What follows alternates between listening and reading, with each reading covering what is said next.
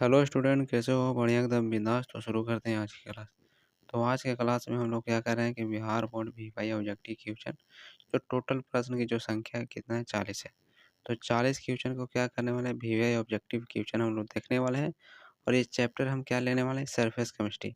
मतलब इस चैप्टर से मोस्ट वीवाई जितना भी क्वेश्चन है सारा का हम लोग क्या करेंगे, क्वेश्चन देखेंगे। ठीक है, जो एग्जाम में बहुत बार पूछा जा चुका है। चलो ज़्यादा देर नहीं करते, क्या करते हैं, क्लास को करते हैं स्टार्ट। देखो पहला क्वेश्चन कहता है कि which type is a solid is a good conductor of electricity. देखो जिसको इंग्लिश समझ में आता है इंग्लिश पढ़ो, जिसको हिंदी समझ में आता है हिंदी पढ़ो। यानी क्वेश्चन को हमने क्या किया है, हिंदी प्लस इंग्लिश दोनों में क्या किया है, टाइप किए। ठीक है, जिसको हिंदी समझ में आता है हिंदी पढ़िए, जिसको इंग्लिश समझ में आता है इंग्लिश पढ़िए। क्लियर। इसी तरह से आपको एग्जाम में भी आएगा, हिंदी और इंग्लिश दोनों का क्या होगा, संयोजन होगा। इसी तरह से क्वेश्चन एग्जाम में पूछा जाएगा और आपको जो समझ में आता है लैंग्वेज उसको पढ़िए। अगर इंग्लिश समझ में नहीं है तो हिंदी पढ़ सकते हैं। ठीक है, तो कहता है किस प्रकार का ठोस विद्युत का अच्छा क्या होता है, सुचालक होता है। तो क्या तो आयनिक वाला होता है, या सहसंयोजक वाला, या फिर धात्विक वाला, फिर आणविक वाला। तो क्या होता है, मेटेलिक हो जाएगा। ऑप्शन नंबर क्या हो जाएगा, सी हो जाएगा। अगले प्रश्न में बढ़ते हैं। अगला प्रश्न हमारा बोलता है कि एडसॉर्प्शन इज जनरली, ठीक है, अवशोषण सामान्यतः किस प्रकार की प्रक्रिया है। ऊष्माक्षेपी, ऊष्माक्षेपी, या उदासीन, या इनमें से कोई नहीं। तो क्या हो जाएगा हमारा, ये हमारा हो जाएगा ऊष्माक्षेपीय अभिक्रिया। ऑप्शन नंबर क्या हो जाएगा, ए हो जाएगा। ठीक है, चलिए आगे बढ़ते हैं। अगला प्रश्न कहता है कि Langmuir absorption is isothermic is applicable for. कहता है लैंगमुर एब्सॉर्प्शन समय किसके लिए लागू होता है। तो मल्टी लेयर एब्सॉर्प्शन यानी बहुपरित अवशोषण, मोनोलेयर एडसॉर्प्शन या एक परत अवशोषण, या केमिकल एडसॉर्प्शन या रासायनिक अवशोषण, या या साइकोसोप्रेसेशन यानी भौतिक अवशोषण। ठीक है।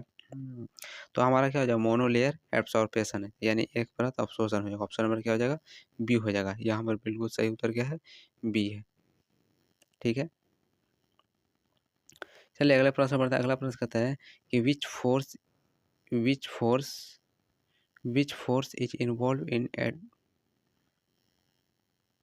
साइकोपोर्सन। ठीक है, कहता है भौतिक अवशोषण में कौन सा बल कार्य करता है। कहता है covalent bond, van der Waals force, iconic bond, या मेटेलिक बॉन्ड। ठीक है, तो भौतिक फोर्स में कौन सा बल है जो कार्य करता है, हमारा क्या हो जाएगा, वंडरवॉल फोर्स हो जाएगा। ठीक है, हमारा क्या हो जाएगा, ऑप्शन नंबर हो जाएगा यहाँ पर बी बिल्कुल सही है। बी बिल्कुल क्या है, सही है। चलिए आगे बढ़ते हैं। अगला प्रश्न हमारा क्या बोलता है, कहता है देखो इसी तरह से बहुत हल्का हल्का क्वेश्चन आएगा। ठीक है, आप जो भी बच्चे के हैं चैनल पर नए हैं क्या कर लीजिए सब्सक्राइब, और आपको जैसे ही क्लास होगा उसका आपको नोटिफिकेशन मिल जाएगा। कहता है colloidal solution is also known as, देखिए कोलाइडल विलयन को और किस नाम से जाना जाता है। तो ये हमारा क्या हो जाए, समांग तंत्र, विषमांग तंत्र, या वास्तविक विलयन, या निलंबन। तो हमारा क्या हो जाएगा, विषमांग तंत्र यानी हेट्रोजीनियस सिस्टम। आगे बढ़ते हैं। कहता है Tyndall effect is observe in, ठीक है, टिंडल इफेक्ट ऑब्जर्व मतलब देखा जाता है, किसमें देखा जाता है। तो क्या हो जाएगा, ट्रू सॉल्यूशन, सस्पेंशन, या कोलाइडल सॉल्यूशन, या क्रिस्टल। तो क्या हो जाएगा हमारा, हो जाएगा इसमें ट्रू सॉल्यूशन यानी वास्तविक विलयन। एक मिनट, टिंडल प्रभाव किसमें है, तो कोलाइडल सॉल्यूशन हो जाएगा। ऑप्शन नंबर क्या हो जाएगा, सी हो जाएगा। ठीक है, ऑप्शन नंबर क्या हो जाएगा, सी हो जाएगा। आगे बढ़ते हैं। कहते हैं Brownian movement is show by, ठीक है, ब्राउनियन गति मतलब जिसका कोई निश्चित डायरेक्शन नहीं होना चाहिए, तो आपको कोलाइडल में ही हो जाएगा। ठीक है, कोलाइडल में ही देखने को मिलता है। चलिए आगे बढ़ते हैं।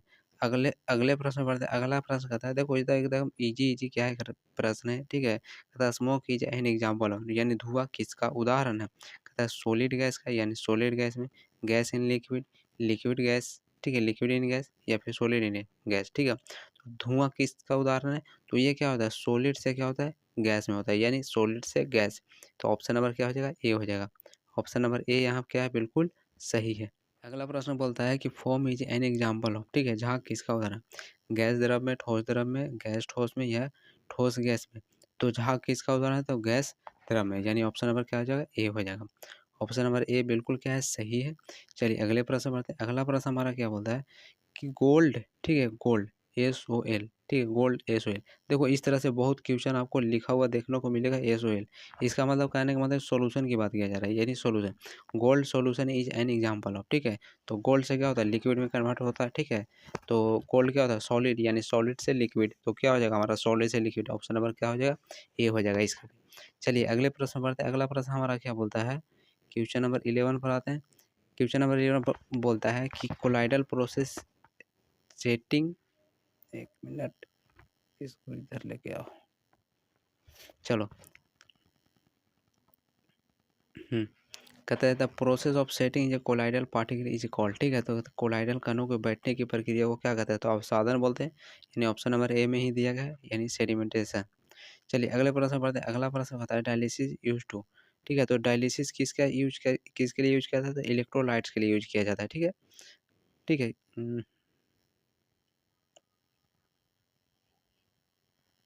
चलो तो डायलिसिस किसके लिए यूज किया जाता है, तो इलेक्ट्रोलाइट्स के लिए यूज किया जाता है, इलेक्ट्रोलाइट्स को हटाने के लिए, यानी ऑप्शन नंबर क्या हो जाएगा, ए हो जाएगा। यहाँ ए बिल्कुल सही है, ए में ही दिया गया आंसर, ठीक है। चलिए अगला कहता है कि प्रोटेक्टिव कोलाइडल एग्जाम्पल, ठीक है, संरक्षक कोलाइडल का उदाहरण कौन है, तो जिलेटिन होगा, सोडियम क्लोराइड होगा, शक्कर होगा या फिर यूरिया होगा। तो क्या हो जाएगा हमारा जिलेटिन, यहाँ बिल्कुल सही है। अगले प्रश्न पढ़ता है, कहता है हार्डे सूल्ज, ठीक है, हार्डे सूल्ज नियम किससे रिलेटेड है, यानी किससे संबंधित है, ठीक है। अवशोषण से, उत्प्रेरण से, जमाव से या इमल्सन, तो क्या हो जाएगा कॉन्गुलेशन, यानी जमाव से। चलिए अगले प्रश्न पढ़ते हैं। अगला प्रश्न क्या बोलता है हमारा,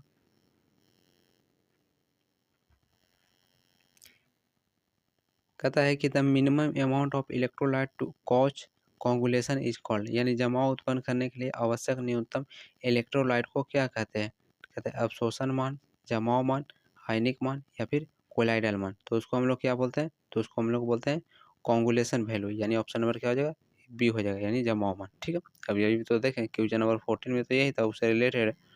चलो डिस्पर्स फेज, ठीक है। देखो ये क्वेश्चन बहुत अच्छा है, दूध में विस्तृत अवस्था क्या है, वसा, जल, शक्कर, प्रोटीन। ये क्वेश्चन देखो भी आई है, यहाँ से क्वेश्चन देखो बहुत आया है, कम से कम 3 से 4 बार क्वेश्चन ये आया है।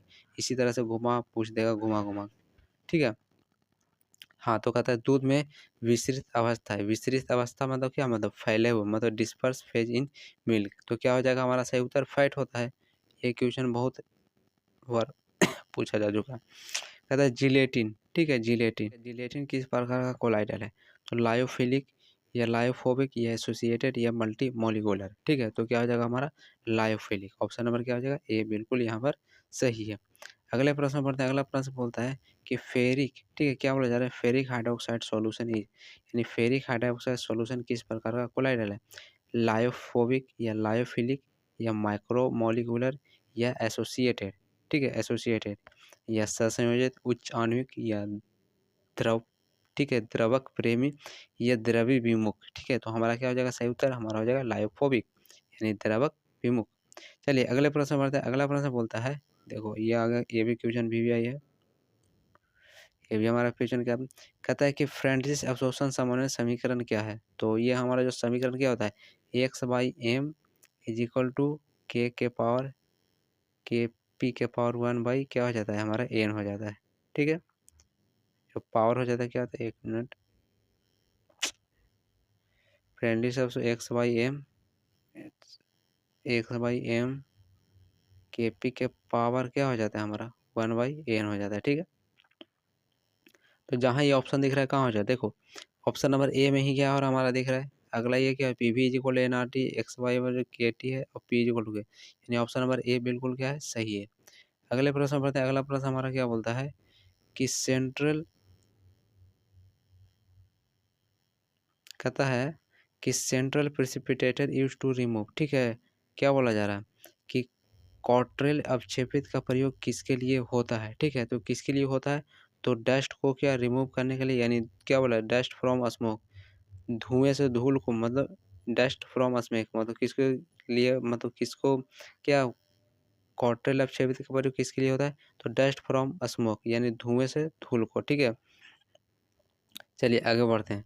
अब अगला प्रश्न बोलता है कि which catalyst use to हैवर process, ठीक है। यहाँ से देखो वीवीआई, ये भी वीवीआई क्वेश्चन है, ठीक है। हैवर प्रोसेस लॉन्ग क्वेश्चन में भी आता है और यहाँ से शॉर्ट क्वेश्चन में नहीं आता है, दोनों 5 नंबर के यहाँ से क्वेश्चन आता है, ठीक है। 5 नंबर के क्वेश्चन एक दो बार यहाँ से भी क्वेश्चन पूछे, हैबर प्रोसेस को क्या करो एक्सप्लेन करो, इस तरह से आ जाएगा, ठीक है। तो पूरा आपको क्या करना पड़ेगा, हैबर प्रोसेस विधि को एक्सप्लेन करना पड़ेगा, ठीक है। तो कहता है हैबर प्रोसेस की प्रक्रिया में कौन सा उत्प्रेरक का प्रयोग किया जाता है, तो कौन सा उत्प्रेरक का प्रयोग करते हैं, तो उसमें आयरन का हम लोग उपयोग करते हैं हैबर प्रोसेस में, ठीक है। तो क्या हो जाएगा हमारा ऑप्शन नंबर क्या हो जाएगा ए आयरन या फिर निकल तांबा प्लेटिनम, तो क्या हो जाएगा आयरन हो जाएगा, ठीक है। चलिए अगले प्रश्न बढ़ते हैं। तो मोबाइल कुछ ज़्यादा ही डिस्टरबेंस कर रहा है, चलो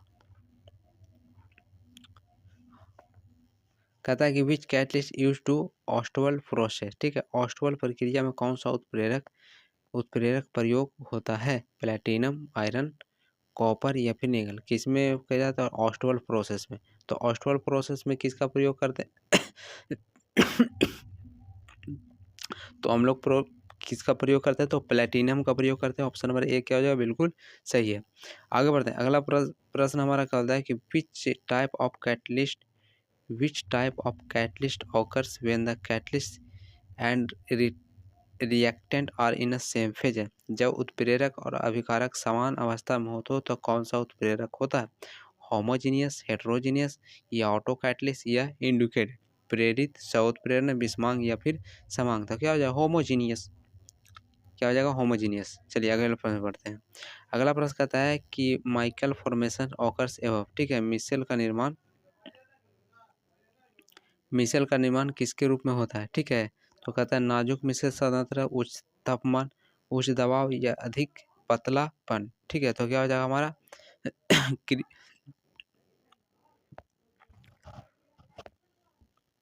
नाजुक मिसेल सांद्रता हो जाएगा, ठीक है। चलिए अगला प्रश्न बढ़ते हैं। अगला प्रश्न कहता है कि example of associated colloidal is, ठीक है, सहसंयोजित कोलाइडल का उदाहरण है, कहता है साबुन विलयन, स्टार्च, जिलेटिन या स्वर्ण विलयन। तो क्या हो जाएगा हमारा, सॉप विलयन, ठीक है, यानी साबुन विलयन। चलो इधर कुछ हल्का हल्का क्वेश्चन है।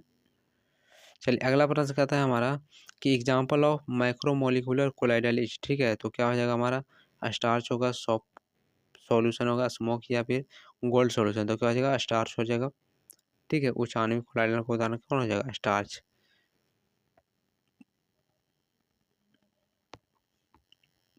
चलो अगले प्रश्न में बढ़ते हैं। अगला प्रश्न कहता है हमारा कि गोल्ड सॉल्यूशन इज, ठीक है, गोल्ड सॉल्यूशन स्वर्ण विलयन किस प्रकार का कोलाइडल है, किस प्रकार का कोलाइडल है, ठीक है। बहुआण्विक, उच्च आणविक, सहसंयोजित या द्रवपरमित। तो क्या हो जाएगा, बहु आणविक हो जाएगा, यानी मल्टी मोलिकुलर कोलाइड, ठीक है। ठीक है, पेप्टाइजेशन, ठीक है, पेप्टाइजेशन किसकी प्रक्रिया है, ठीक है, अवक्षेप से कोलाइड या कोलाइड से अवक्षेप या गैस का अवशोषण या फिर जल का निर्माण। तो क्या हो जाएगा, अवक्षेप से कोलाइड। ऑप्शन नंबर क्या हो जाएगा, इसका भी ए हो जाएगा। फिर कहता है अगला प्रश्न हमारा क्या होता है कि catalyst increase the rate of the reaction by, उत्प्रेरण अभिक्रिया की दर को किससे बढ़ाता है, ठीक है। तो लोअरिंग एक्टिवेशन एनर्जी, तो यही तो हो जाएगा, सक्रिय ऊर्जा घटाकर। ऑप्शन नंबर क्या हो जाएगा, ए इसमें बिल्कुल सही है, सबका ऑप्शन ए ही हो रहा है। चलो आगे बढ़ते हैं।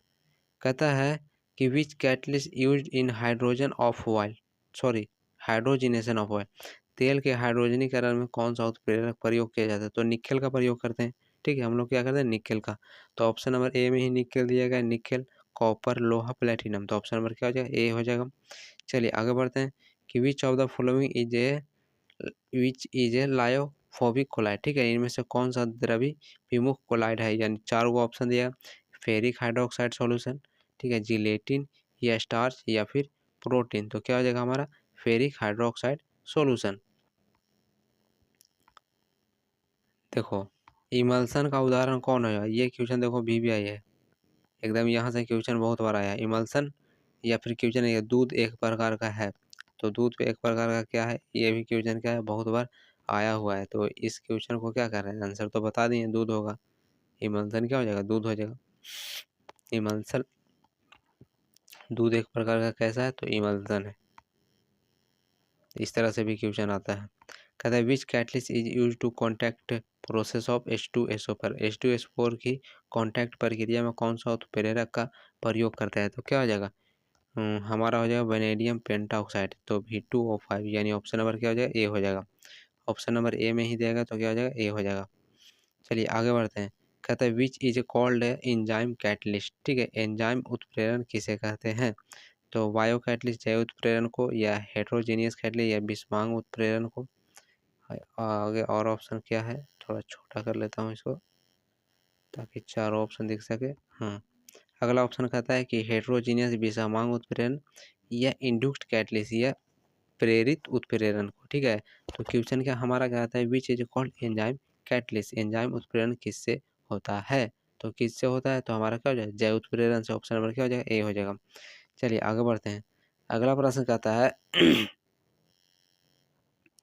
कहता है कि विच शो मैक्सिमम एडसॉर्प्शन, अधिकतम शोषण किस पर होता है, तो कहता है चूर्णित कोयला पर या ग्रेफाइट पर या फिर कहता है हीरा पर या फिर लोहे की छड़ पर।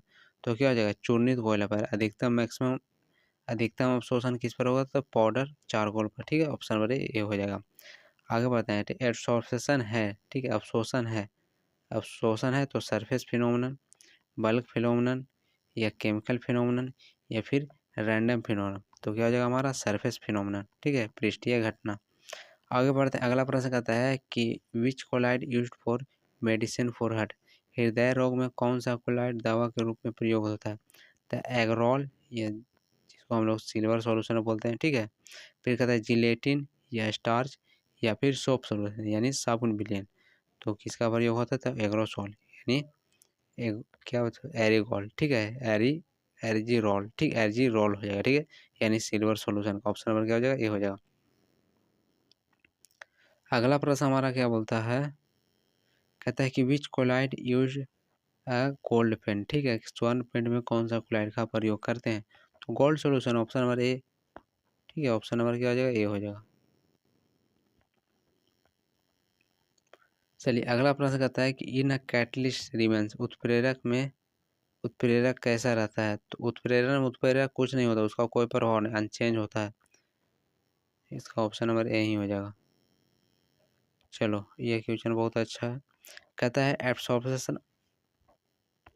Absorption is gases of solid is maximum at, ठोस पर गैसों का अवशोषण किस अवस्था में अधिकतम होता है, low temperature and high pressure, high temperature and high pressure, low temperature and low pressure, high temperature and low pressure. तो क्या हो जाएगा, लो टेम्परेचर और हाई प्रेशर होना चाहिए, निम्न दाब और उच्च दाब। ऑप्शन नंबर क्या होना जाएगा यहाँ पर, ए हो जाएगा। ठीक है, तो यहाँ पर क्लास क्या होता है, दैन जो भी बच्चे क्या हैं चैनल पर नए हैं क्या करिए सब्सक्राइब, और दोस्तों के साथ क्या करिए शेयर करिए।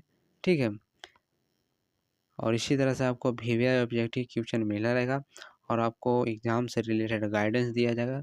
तब तक के लिए बाय बाय, मिलते हैं हम लोग नेक्स्ट क्लास में।